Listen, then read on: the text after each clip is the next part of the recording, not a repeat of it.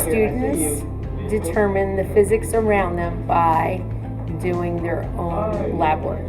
And then they have to actually figure out what is going on with the results they get, and then from that come to a conclusion of the physics that they've now learned.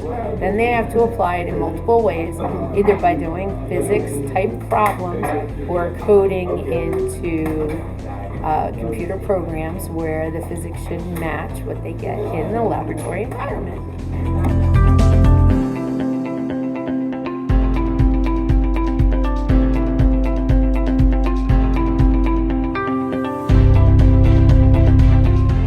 You need everything for physics, and if you take physics you'll do fun experiments.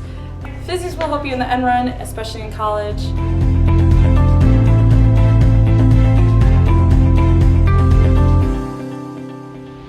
Well, physics is really fun because you get to do a lot of labs.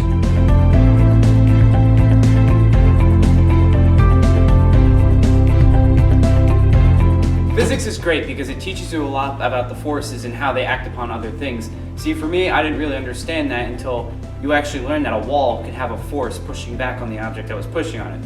So for me, that was like mind-blowing to think there's these things that go on in our everyday lives and we don't even know about it.